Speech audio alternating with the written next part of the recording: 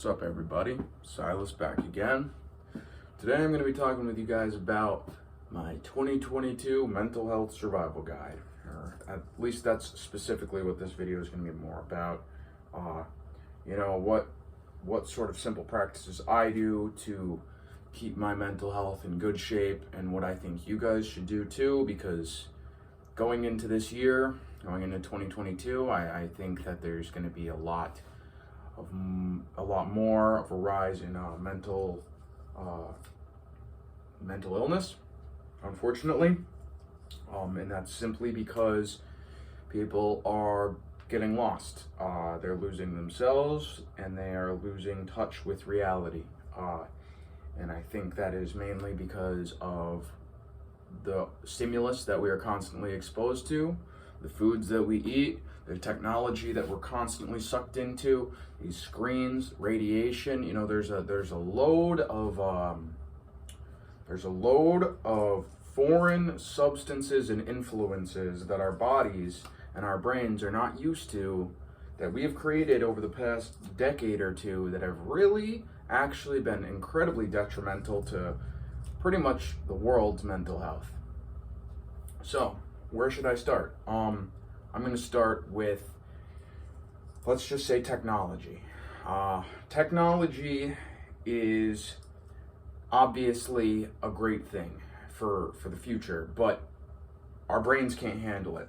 Our bodies can't handle it. Simply put, we are still biologically at a hunter-gatherer mode. We should be living in caves with campfires, hunting animals with bows and arrows and spears.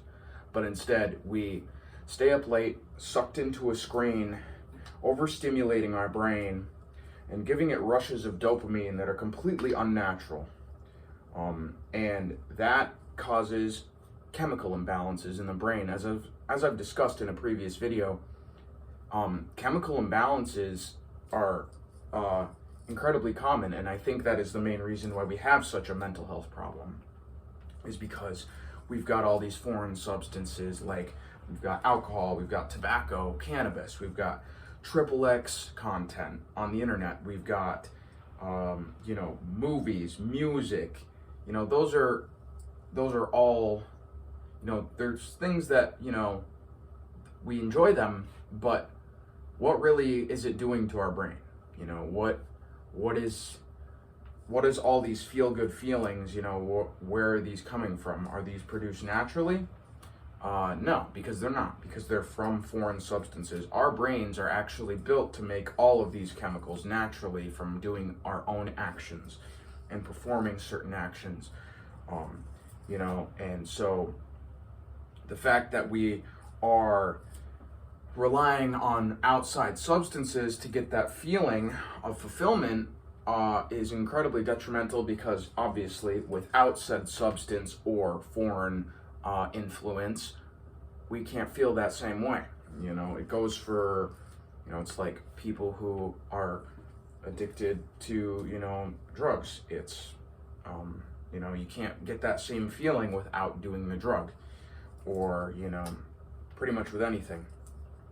So, we need to watch what we're exposing our bodies and our brains to, because that, without keeping an eye on that, it's very, very easy to lose touch with what's going on in our own mind. And it's very, very easy to become mentally overstimulated, and to just jump into this constant mind race of, okay, this feels good, this feels good, this feels good, this feels good, this feels good. Because when you actually jump into that, it becomes very, very hard to get out of it, and to start doing things that challenge you. But once you are able to toughen yourself enough and push through the suffering and uncomfortability of drifting away from things that give you immediate pleasure and start heading towards the long-term gratification, then you will start to see great changes in your life. And you'll see changes in your own behavior, in your own mental health. And that's what's happened with me. Past 2 years have been a complete transformation for me compared to what I used to be. Spiritually, physically, and mentally. I think that it is important that we stay away from things that are actually encouraged upon us. There's this like conception that we should be watching TV, or we should try to get as many Instagram followers as possible, or we should, watch Netflix at the end of the day for 3 hours, or we should, eat this sugary food. Why? Because, capitalism tells us we should.